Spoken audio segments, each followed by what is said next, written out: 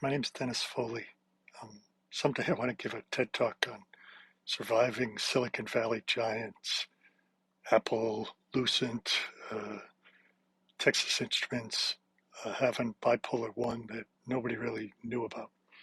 Um, how did I overcome the challenges? How did I was able to succeed at 62? So I thought I would do some prep videos, maybe get some input and stuff from you guys, and then ultimately, hopefully, get nominated to do the TED Talk. So I joined Apple in October 2014. Um, my IQ is about average, above 120, a little above average, but the Apple young geniuses, they're around 130 plus, and the VPs are up near 145. So how did I succeed? Well, one of the things is I used body language. The Amy Cuddy TED Talk, loved that. Um, would show other people at Apple that video, just absolutely loved it.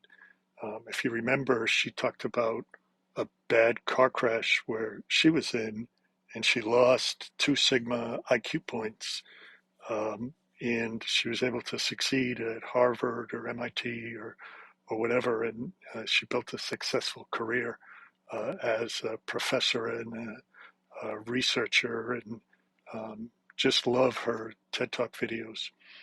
And Boston Street Smarts, Boston guy, don't want to give an inch, um, had to stay tough, and then leveraged some statistical skills that I learned early on in my career at Texas Instruments.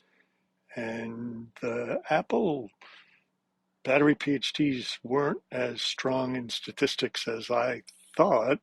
And so I fit in with a good niche there early, sort of the statistics go-to guy. Um, so that was good. Early in my career, good financial success. The Apple stock was going exponential and things were good. There was in 2016 a lot of challenges with the iPhone 6S, major operational challenge, which led to organization changes. New supplier quality engineers came in. Um, the engineering VP that I worked up through, he wanted us to form an engineering compliance department, which we did, team of 5, and they would go to Asia and check vendor compliance. Now, the operations team didn't like that. Um, so so they would go to the VPs and ask, cancel that. And the VPs were like, no, we had that big iPhone 6S issue. We're going to keep it. We like to double check. But the operations leadership put a lot of stress on me. So the stress started coming for me. Things were going good through 2016, but the stress started coming to me with the iPhone 6S issues a couple of years after I started, and the pressure on the compliance team from the supply quality engineering team in the operations department. Um, I faced and learned about some management biases during casual one-on-ones where one manager said to me once, he said, Dennis, this other guy you're dealing with over here, he's bipolar. Did you know that? And of course, at the time, that person didn't know I had bipolar, but I knew, the bias that's everywhere in the world. It was at Apple too.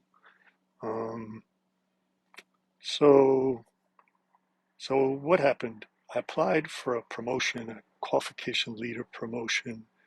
Um, the promotion was denied, and there was questions about my cognitive ability that I thought were completely inappropriate, coming from non-doctors. And I had done a lot of good work, gotten a lot of praise. Then I was denied an interview with the VP, and for whatever reason, um, I tend to not give an inch, Boston style, and you know they didn't like that style. It didn't fit in. So after what I thought was a successful audition, I was told, you got to keep all these new projects you started for the audition going, but you're not going to get the job. You're not going to get the pay.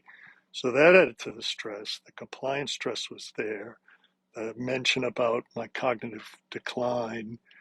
So I just decided, I knew about ADA. I had never applied for it before, but I read about it, and I wrote an email to the HR people department, and I asked for two-on-one meetings with the conflicting management input that I was getting, all this pressure, and it worked. Um, the last couple of years of my career, the analytics department blossomed, the vendor qualification team blossomed, hired people from Boston Power into Apple from China to be on the vendor qual team. So really turned out good. Um, got a new boss the last couple of years. He was really good, and things finished strong. Um, so at 62, I decided to retire, um, and living in Arizona now. I work for NAMI, mental health advocate. We're thinking about starting Depressive Bipolar Support Alliance Group, DBSA, back up.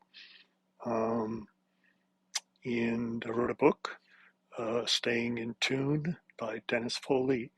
And finally, I wrote an email to Tim Cook, and he responded. So I was grateful for that, and grateful for the ADA support I got at Apple. Next, Texas Instruments and Lucent.